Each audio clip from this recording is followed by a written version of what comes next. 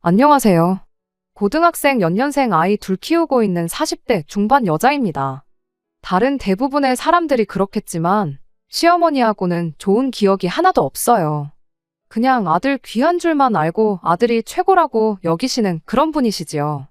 제가 시어머니 딸 자식으로 아들들한테 치여가며 산 것도 아닌데 며느리가 시어머니 아들 귀하게 여기는 게 무슨 상관인가 싶으신 분들도 계시겠지만 문제는 저희 아이들이 둘 다 딸이라는 데 있었습니다. 요즘 세상에 아들, 딸 그게 중요한가 싶었는데 저희 시어머니한테는 그게 아니었거든요. 심지어 남편 아래로 도련님이 한 명 있는데 도련님네는 외동이긴 하지만 아들이 하나 있는데 그게 저희한테는 더더욱 문제였어요. 그 때문에 본의 아니게 잘못한 거 하나 없이 딸 낳은 죄인으로 살아야 했지요. 애를 저 혼자 낳는 것도 아닌데 무조건 이게 제가 잘못했다고 하고 있으니 그게 더 어이가 없었습니다. 그래도 워낙 아들 귀하다 하는 분이시다 보니 남편한테만큼은 잘해주셨어요. 손녀딸들보다 아들이 더 먼저였던 게 문제였지만요. 아무리 그래도 손녀딸들 애교 부리는 거 보면 이쁠 법도 한데 주머니에 사탕이라도 하나 있으면 손녀딸들이 아니라 늘 남편을 먼저 챙겨주는 시기였죠. 비단 간식뿐만이 아니라 시부모님과 저희 가족들 이렇게만 모여서 뭐 먹을 때도 그랬습니다. 마지막 남은 고기 한 점은 항상 장남인 남편 몫이었죠. 그나마 도련님네 없이 만나면 그래도 괜찮았는데 도련님네 있으면 시어머니가 챙기는 순위가 또 달라졌어요. 시조카가 제일 우선으로 보였고 그 다음이 아들 손주 낳아온 도련님. 그리고 그 다음이 저희 남편이었습니다. 굳이 따지는 것도 우습지만 저희 남편 다음으로는 저희 동서를 더 챙기셨죠. 그 다음이 아마 저희 딸들이었을 테고 마지막이 딸 낳은 며느리인 저였어요. 애들한테 엄마가 차별당하고 사는 모습을 보여주는 것도 참 싫었지만 같은 손주들인데 시조카만 예뻐하고 우리 아이들은 안중에도 없는 시어머니를 보는 것도 고역이었습니다. 애들도 애들 나름대로 그게 얼마나 상처가 되었을까 생각하면 제 마음이 다 아팠고요. 그래서 이왕이면 꼭 시댁 식구들을 만나는 자리를 가져야 한다면 도련님네 없이 저희들끼리만 보고 싶었는데 남편은 그놈의 장남 노릇은 꼭 해야겠다고 가족 간의 화합이 제일 중요하다며 늘 자리에 도련님네를 부르는 시기였어요. 애들이 사춘기 지나고부터는 할머니랑 같이 있기 싫다고 가족 모임이 있으면 어떻게든 뺄 생각밖에 안 했는데 그럴 때면 남편이 그런 게 어디 있냐며 애들을 강제로 모임에 데려가고는 했죠. 말만 그렇게 하지 사실은 할머니가 니들을 얼마나 이뻐하시는 줄 아느냐 하는데 애들이 얼마나 와닿는 게 없으면 그렇게 행동을 했겠나요.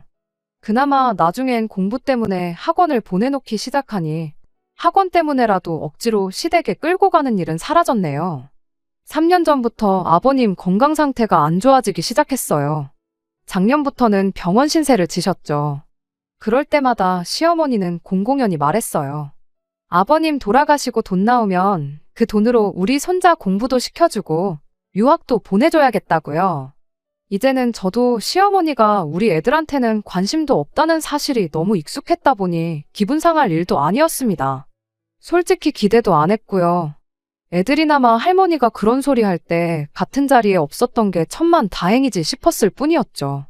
애들도 할머니가 시조카를 자기들보다 훨씬 더 아끼는 거 이미 잘 알지만 유학이 애들 앞에서 사탕 하나 더 주는 정도가 아니니까 말이에요.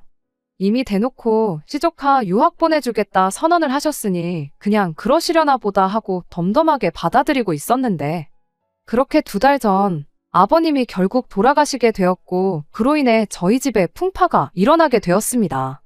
남편이 시어머니를 집에 모셔오겠다고 대놓고 선언을 해버렸거든요. 그게 무슨 소리냐 했더니 시어머니 뜻이 그러하시답니다. 아버님 돌아가시고 혼자 지내기 적적하니 자식들 집에 들어와 사시겠다고요. 100번 양보해서 저도 노년기 우울증이 얼마나 위험한지 어디서 들어가지고 알고 있었다 보니 어머님이 아버님 돌아가신 허전함에 많이 외로우실 수도 있겠다 그렇게 생각은 들었어요. 하지만 이건 경우가 아니다 싶었죠. 아무리 남편이 장남이라고 하지만 장남이라고 해서 딱히 도련님하고 비교했을 때 뭐라도 더 하나 해주신 적 없으셨고 그 후로 도련님이 결혼해서 시조카 태어나고부터는 그나마도 두 아들 차별 없이 비슷하게 해주시던 게 사라지고 거의 모든 걸 도련님네에 올인하셨거든요. 어디 그뿐인가요? 바로 얼마 전까지도 아버님 돌아가시고 나서 나오는 돈으로 시조카 유학이니 어쩌니 하면서 그 돈까지도 전부 도련님네 쪽에 퍼줄 계획을 가지고 계신데, 자식들 집에 합가하시는 건 오케이지만 한다면 저희 집이 아니라 당연히 도련님네 집으로 들어가야 하는 거 아니겠어요? 이런 것까지 따지자니 좀 그렇지만 저희 집은 애도 둘이라 빈방도 없는데 도련님네는 외동이라 빈방도 하나 있고, 진짜로 시어머니가 유학까지 보내주시게 된다면 그땐 추가적으로 방이 하나 더 생기는 거잖아요. 남편도 시어머니가 도련님네 더 챙기는 거 알고 있으면 딱 부러지게 그렇게 말을 했어야지. 그놈의 장남자리가 밥 먹여주는 것도 아니고 장남 노릇을 해야겠다고 꼭 시어머니를 저희 집에 모셔오겠다니 정말 어이가 없었습니다. 애들도 대번에 싫다고 정색을 했어요. 할머니랑 하루 시간 보내는 것도 싫은데 한 집에 같이 살아야 한다니 더 싫다는 식으로요. 그랬더니 남편이 애들한테는 이러는 겁니다. 이참에 할머니랑 같이 살면서 친해지면 되는 거 아니냐고요. 애들이 불편한 기색을 숨기지 않으니 남편이 거기다 대고 할머니가 니네 사촌동생 유학 보내주기로 한 건 알고 있냐. 니들도 할머니랑 한 집에 살면서 이쁨 받고 그러면 유학도 보내주고 그러실 거다 하고 한마디 하는 거 아니겠어요? 애들이 그 말 듣고 대번에 정말 너무한다고 하고 방문 닫고 들어갔어요. 남편은 그걸 보더니 저한테 애들을 어떻게 가르쳤길래 저러냐고. 네가 평소에 시어머니 알기를 우습게 아니까 애들이 따라서 저러는 거 아니냐는 거예요. 제가 애들하고 할머니 사이를 이간질이라도 했다는 거냐 따지니 잘해서 이쁨 받으면 유학까지 보내준다는 말에 반응이 어떻게 저럴 수가 있냐고 속도 없는 소리를 하더라고요. 그나마 시어머니가 애들 앞에서만큼은 유학 이야기 안 꺼낸 게 참 다행이라고 생각했는데, 당신은 애아빠라는 인간이 그 정도 생각도 못하냐. 애들 입장에서 얼마나 박탈감 느끼는 일이겠냐. 그리고 어머님네가 무슨 재벌집도 아니고 잘 보이기만 한다고 해서 우리 애들까지 둘 다 유학 보내줄 여력이 있기는 하냐고. 아마 애들도 그건 알고 있을 거다 하고 얼토당토하는 소리 좀 하지 말라고 했어요. 그런데 그렇게 말하다 보니 자연스럽게 머릿속에서 이게 무슨 상황인지 대충 정리가 되기 시작하는 거예요. 사실 복잡하게 생각할 것도 없이 쉬운 문제였으니까요. 저희 시어머니 연립주택에 방 2칸짜리 집 얻어서 전세로 살고 계시거든요. 아버님이 숨겨놓은 재산이 있는 것도 아닐 테고 보아하니 아버님 돌아가시고 받는 보험금을 당신 노후자금으로 쓰는 게 아니고 그 돈으로 시조카 유학을 보내주겠다는 게 아닐까 싶고, 그렇게 되면 당연히 노후자금 쓸 돈이 없으니 전세금 빼가지고 그 돈으로 장남 집에 들어와 살려는 계획이구나 하는 생각이 들었어요. 퍼즐이 하나로 맞춰지듯 모든 게 딱딱 들어맞는 상황이었죠. 그 와중에 왜 도련님 집을 두고 굳이 우리 집으로 오시겠다 하는지는 모르겠지만 이게 아니고선 난데없이 남편이 시어머니를 모시겠다고 하는 게 설명이 되지 않았습니다. 아무튼 저는 그렇겐 죽어도 못한다고 반대를 했어요. 할머니가 불편해서 싫다는 애들도 애들이지만 일단 제가 모시고 살기 싫었거든요. 뭐 좋은 추억이 있다고 모시기까지 하겠어요. 지난 20년 가까운 시간 동안 시어머니가 저를 딱히 좋아라 해준 적도 없었고, 말씀드렸다시피 대를 이어줄 아들 손주가 시동생네서 태어났을 때부턴 아주 사람을 있는 대로 죄인을 만들었는데, 아버님 돌아가신 거 생각하면 참 안 된 일이고 어머님도 마음이 허전하긴 하시겠다 싶지만, 모시는 건 별개의 일이고 또 모신다고 하면 아무리 생각해도 지난 15년 가까운 시간 동안 아들 손주 낳아왔다는 이유로 시부모님한테 뭐라도 하나씩 더 챙겨봤던 시동생네가 모시는 게 당연하다는 생각은 변함이 없었습니다. 그래서 남편한테 다시 정확하게 말했어요. 내가 모시고 살고 싶지가 않다고요. 꼭 어디 가셔야겠으면 동선에 가 있으시라 전해라, 그렇게 남편한테 말했더니 남편이 제 앞에 개거품을 물면서 너부터가 시어머니를 모시기 싫어하니 애들까지 덩달아 할머니를 미워하는 게 맞다면서 뭐가 힘든 일이냐고 저한테 고래고래 소리를 질러대기 시작했습니다. 어머니가 앞으로 살아봐야 얼마나 더 사시겠냐고, 여지껏 자식들을 위해 희생만 하셨으니 이젠 자식들이 효도해야 하는 게 맞는 거 아니냐면서요. 어머니가 어디 아프셔서 병수발을 들어야 하는 것도 아니지 않냐. 그냥 밥 차릴 때 밥 한 공기 더 뜨고 숟가락 젓가락 하나 더 올리면 되는 거고. 빨래도 3, 4일에 한 번씩 몰아서 하는데 온 가족 세탁물 한 대 모아다 세탁하는 건데 어려울 게 뭐가 있냐는 거예요. 막말로 제가 전업주부였다면 그 말에 듣는 흉내라도 내줬을 텐데 똑같이 맞벌이하는 입장에 집안일도 육아도 그동안 거의 저 혼자 다 했는데 집에 입 하나 더 생기는 거지. 크게 달라지는 건 없지 않냐는 식으로 말하는 남편을 보니 어이가 없어서 말도 똑바로 나오지 않았어요. 그렇게 쉬운 거면 도련님네가 모셔도 되는 거 아니냐고. 그동안 우리가 시어머니한테 뭐 하나 제대로 받은 것도 없고 대접받은 것도 없는데 왜 그렇게 모시지 못해 안달이 났느냐고 따졌습니다. 그런데 그제서야 남편이 눈물까지 보이면서 바로 그게 이유라며 자기가 그렇게 시어머니를 모시고 살고 싶어하는 그 이유를 말해왔어요. 지난 과거 저희가 결혼하기 전에도 남편이 알게 모르게 시어머니한테서 도련님과 차별을 받아왔었답니다. 그 와중에 또 둘째가 외탁이라고 해서 둘째를 좀 더 편애를 하셨나 봐요. 그게 또 남편 어린 마음에는 나름 상처 아닌 상처였다고 해요. 그러다 알고 계신 대로 시동생네가 결혼을 하고 아이를 낳고 하면서 우리는 안겨드리지 못한 아들 손주까지 안겨드리자 그 후로는 아예 자기는 시어머니로부터 완전히 아웃이 되었다나요. 자기도 속이 없는 게 아닌데 어머니가 우리 애들 조카랑 두고 차별하면 얼마나 마음이 아팠는 줄 아느냐 하면서 찔찔 짜고 있는 겁니다. 그렇게 잘 알고 있으면 그럼 더더욱이 시어머니가 우리 집이 아니라 도련님네로 가야 하는 거 아니냐고 했어요. 당신 또한 좋은 추억이 없다면서 왜 굳이 시어머니를 우리 집으로 모시자고 고집을 부리는 거냐고 따졌더니 그 말에 남편이 한다는 소리가 이 기회가 어떻게 보면 어머니 생각을 고쳐먹게 만들어줄 마지막 기회나 마찬가지라는 겁니다. 그러니까 아버님이 돌아가시고 정서적으로나 경제적으로 힘들어하실 시어머니를 선뜻 우리 집에 모셔오면 시어머니도 그동안 너무 둘째네만 챙겨주고 편애했던 걸 조금은 후회하고 생각을 고쳐먹지 않으시겠냐는 거예요. 진짜 진정한 효자 자식은 여기 이렇게 따로 있었는데 그것도 몰라보고 애먼 집에 사랑을 쏟고 있었나 분명히 지난 세월을 후회하실 게 아니겠냐는 거죠. 자기도 같은 아들로서 인정받고 싶다고 어떻게 보면 이게 마지막 기회라고 부탁 좀 한다는 겁니다. 애들 유학도 그렇대요. 시어머니가 모아놓은 재산이 많은 것도 아니고 이미 보내주기로 한 시조카 유학 보내주고 나면 살고 계신 집 전세금 빼놓고는 개털인 거 알고 있지만 우리 집에 모시고 살게 되면 적어도 그 전세금은 가지고 들어오실 것 아니냐. 그럼 그 돈으로 유학까지는 아니더라도 학비라도 얼마 조금 보태주실 수도 있겠게 물어보겠답니다. 연애할 때는 물론이고 여지껏 아무리 슬픈 영화를 봐도 눈물 한 방울 찔끔 흘리는 걸 보여준 적 없는 남편이 저렇게 서럽게 말을 하고 있으니 얼마나 진심인지 다 느껴졌어요. 그래서 남편한테 한마디 건네줬습니다. 그렇게 어머님을 꼭 모셔야겠으면 모시고 살라고 말이에요. 당신이 그렇게 효심이 깊은지도 몰랐고 도련님 때문에 그렇게 마음에 상처가 있는 줄 몰랐다고요. 어머님 전세금까지 빼서 우리 애들 학비 대줘봐야 한두 학기 내주는 게 전부 아니겠냐고 뭘 그 돈까지 건들 필요가 뭐가 있느냐 했죠.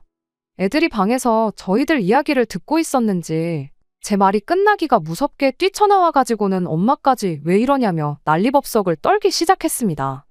남편은 애들한테 엄마 결정이니 니들도 따라야 하지 않겠냐며 어차피 이제 공부에 전념해야 되니까 둘이 같이 한 방을 써도 문제가 없겠다면서 누구 방을 시어머니한테 양보하겠느냐고 묻더라고요. 애들이 죽어라고 할머니가 가도 그 좋아하는 사촌 동생네 가면 되는 거지 왜 우리 집에 오셔야 하는 거냐고 목청껏 거부 의사를 표현해 대는데 제가 애들 조용히 시키고 남편한테 한마디 했어요. 애들 방을 왜 비워주냐고요. 그 말에 애들도 남편도 동시에 조용해져서는 저를 쳐다보더라고요.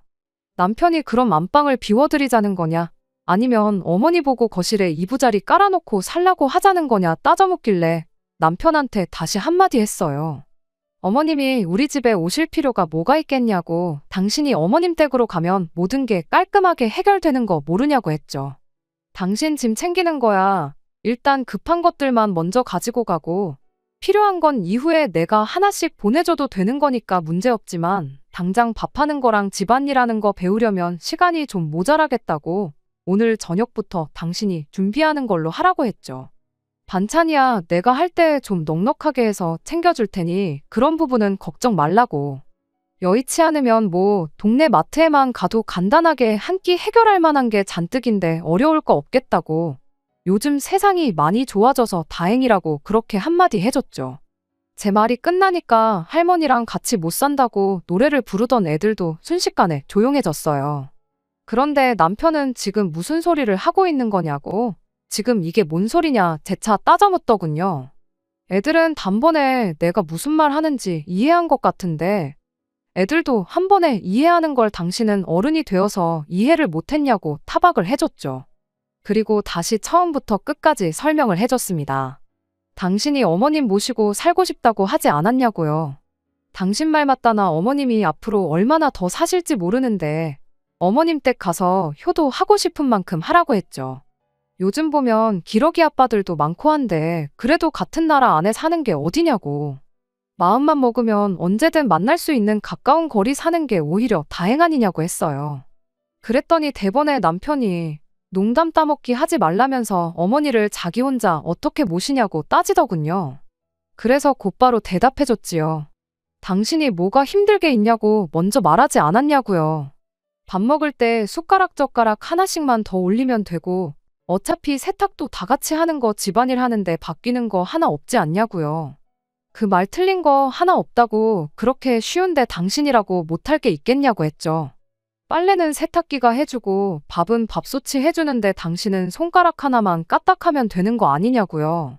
설마 설거지를 할 줄 모르는 건 아니지 하고 수세미 들고 세수하는 거랑 똑같다고 보면 된다고 거품으로 그릇에 대충 음식물 찌꺼기 제거했으면 그냥 물로 헹구면 그게 바로 설거지라고 알려줬어요. 그랬더니 남편이 그런 게 아니라 모시고 산다는 말의 뜻을 모르냐고 다시 따지고 들더라고요.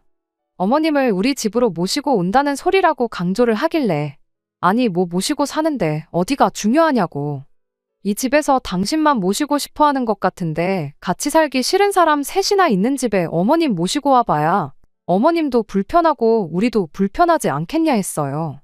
안 그래도 애들도 이제 고등학생, 이제 수능 준비다 뭐다 한참 중요한 시기인데 애들도 한참 예민해질 텐데 거기에 시어머니까지 있으면 집안에 바람 잘 날이 없겠지 않냐. 그냥 당신 혼자 시댁으로 가는 것만큼 깔끔한 방법이 또 없겠다 했습니다. 당신이 당신 입으로 그러지 않았냐고. 어머님한테 진짜 효자로 인정받고 싶다고. 진짜 효자를 두고 엄한 둘째한테 잘해줬구나. 다시 생각하게 만들어주고 싶다고 하지 않았냐고요. 혼자 된 어머니 모시겠다고 처자식까지 내치는 것만큼 그 진심을 보여줄 방법이 또 있겠냐고 그렇게 되물었죠.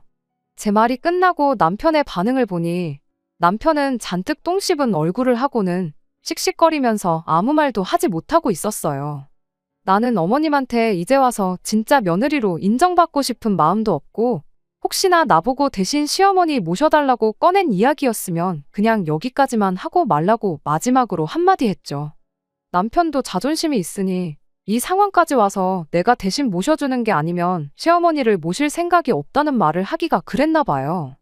당장 월요일 돼서 출근할 때 필요한 것들이랑 차키 챙겨가지고 나가더라고요. 차야 당장 없으면 불편하겠지만 시어머니 모시고 사는 것만 하겠나요? 요즘 렌트카도 얼마나 잘 되어 있는데 급하면 그거 빌려다 타면 되고 맞벌이 중인데 제가 벌이가 없는 것도 아닌지라 여차하면 그냥 중고차라도 한 대 뽑으면 그만이다 싶었네요. 애들도 처음엔 아빠가 저러고 나가니까 조금 당황하는 눈치였는데 막상 또 할머니랑 한 집에 살게 될 수도 있다 생각하니 도저히 그럴 수는 없었는지 차라리 잘 됐다 하더군요. 애들 딴에도 남편이 저러다 말겠지 하고 며칠 지나서 아무 일도 없었던 듯 돌아오려나 싶었나 봐요. 저도 남편이 시댁에서 오래 버티지는 못하겠다 싶었고 애아빠 자존심도 있을 텐데 저러다 집에 돌아오면 더 뭐라고 하지는 않고 그냥 아무 일도 없었던 척 지내야겠다 그렇게 생각했습니다. 자기가 잘못 생각했다, 미안하다느니 시어머니 모시고 살자는 말은 두 번 다시 꺼내지 않겠다. 그런 사과조차 받을 생각도 없었어요. 그런데 또 그런 저의 예상이 보기 좋게 빗나가고 말았습니다. 그렇게 짐 싸서 시댁으로 향한 지 정확히 3일 지나서 남편이 집에 돌아오기는 했어요. 그런데 혼자 돌아온 게 아니고 시어머니를 기어이 집에 모시고 왔더라고요. 시어머니가 곧 죽어도 나는 이 집에서 살아야겠다. 배째라 하고 들어놓으면 어쩌나 싶었는데 다행이라고 해야 하나. 우리 집에서 살겠다고 쳐들어온 게 아니라 이기적인 며느리 기강 한번 제대로 잡아주려고 오신 거였죠. 집에 들어오자마자 사람을 잡을 듯한 기세로 고래고래 소리를 지르더니 이내 여기 좀 앉아봐라 하고는 바로 이야기를 시작했어요. 이야기는 뭐 그동안 당신이 얼마나 힘들게 살았는지 하는 지리한 이야기들의 연속이었죠. 큰 소리를 낸 게 그냥 기선제압을 하려고 그랬던 거구나 싶을 만큼 평범한 이야기들 뿐이었어요. 결론만 간략히 말하자면 자식이 부모를 모시는 게 당연한 건데 이런 거 저런 거 계산하는 게 이해가 가지 않는다는 소리였습니다. 혼자 된 게 당신이 아니라 저희 친정어머니였다면 제가 과연 똑같이 행동을 했을 거냐? 남편이 저만 친정으로 보내면 그 기분이 어땠을지는 생각을 안 해본 거냐 그런 말을 하더라고요. 그래서 제가 대답했어요. 친정어머니가 같은 상황이었다고 해도 저는 집에 모셔오지 않았을 거라고요. 아니, 애초에 모신다고 해도 친정어머니셨으면 싫다고 거절하셨을 것 같다고 그렇게 대답을 했죠.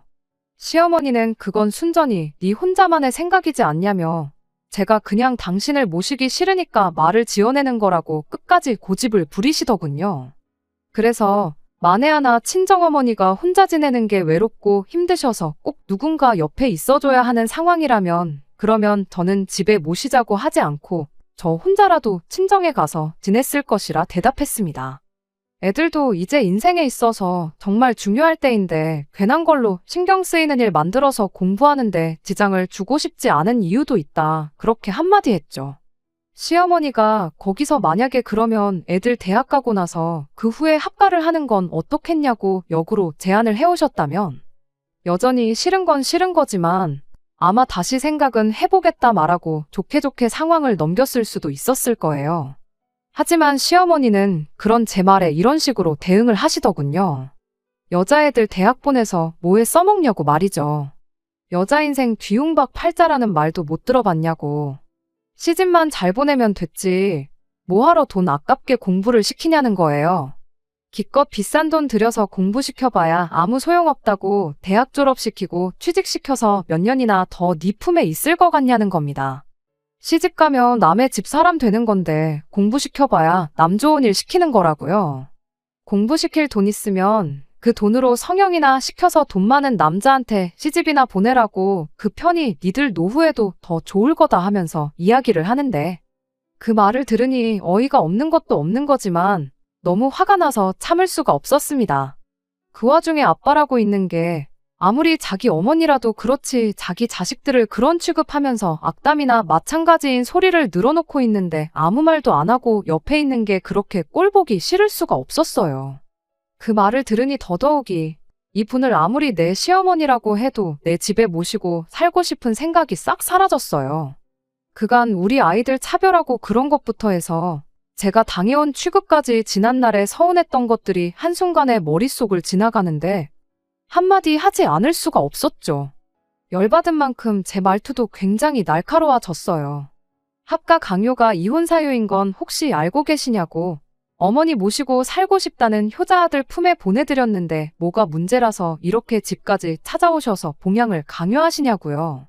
막말로 저한테 뭐 하나 잘해주신 적 없는데 그렇게 지난 세월 싸고 돌던 아들 손주 낳아온 동서애가 있는데 왜 합가는 우리 집에서 하려고 하시냐. 일 없으니까 그만 물어보시고 장남하고 같이 살기 싫으시면 남편도 도로 여기 보내시고 그냥 혼자서 지내시라고 강하게 한마디 해버렸습니다.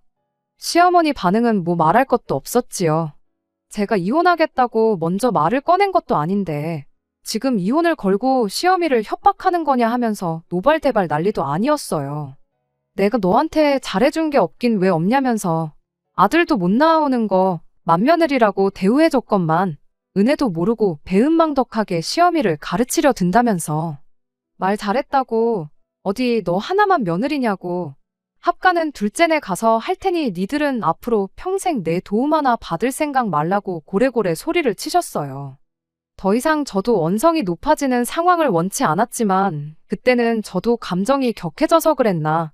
연을 끊을 때는 끊더라도 그동안 서운했던 제 마음이나마 알고 끊으시라는 생각에 한마디 더 했습니다.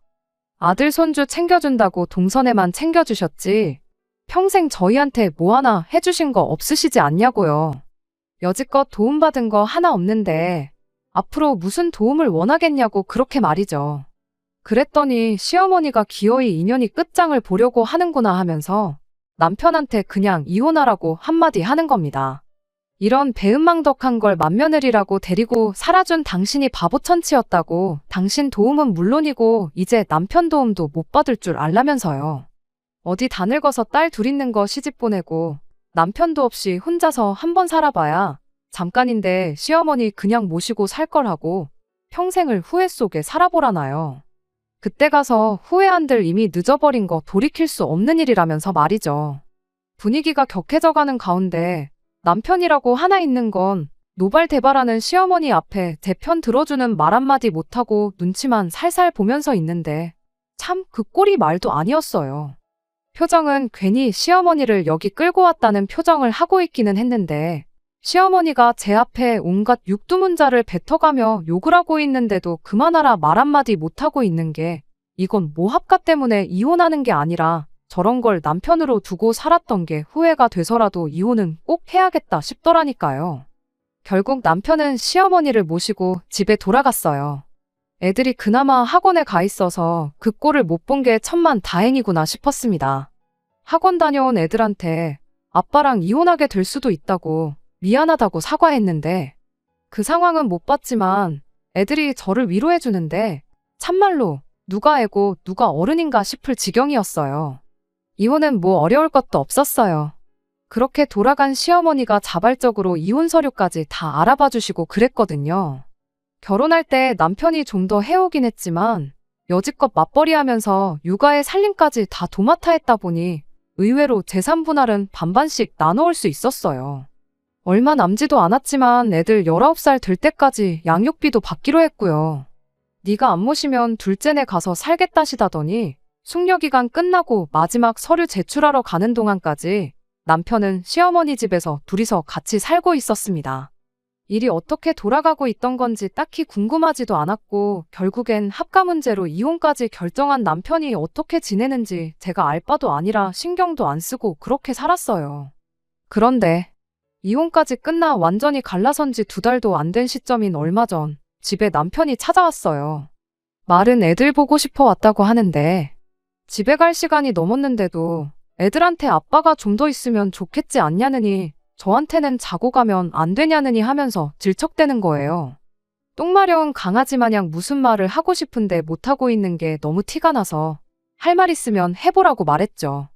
그제서야 남편이 어떤 상황인지 말을 해주더군요. 일단 제 앞에 큰 소리 친 대로 시동생네에 합가를 할 생각이었다나 봐요. 시어머니가 해준 게 워낙에 많아서 그런지 합가하자는 말에 선뜻 그렇게 하겠다고 나왔었나 보고요. 그런데 이제 시동생 입장에서는 남편이 조금 부담스럽긴 했는가 봅니다.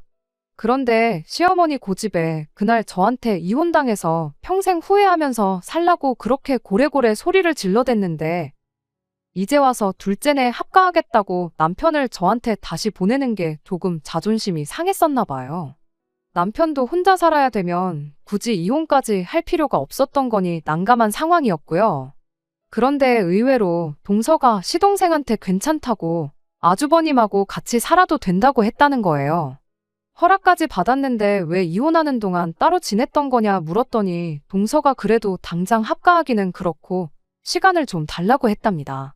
그때는 그냥 들어와 살면 되는 거 시간까지 필요한 일인가 싶었는데 신세지게 되는 입장이었다 보니까 일단은 하자는 대로 하기로 했었나 봐요. 그런데 알고 보니 동서도 다 계획이 있던 거예요. 혼자 된 시어머니 모시고 사는 것도 버거운데 거기에 이혼당한 아주버님까지 딸려서 온다니 얼마나 싫었겠어요. 그래도 자식 공부시킬 생각에 거절을 못하고 그러라고 억지로 대답했던 거였죠.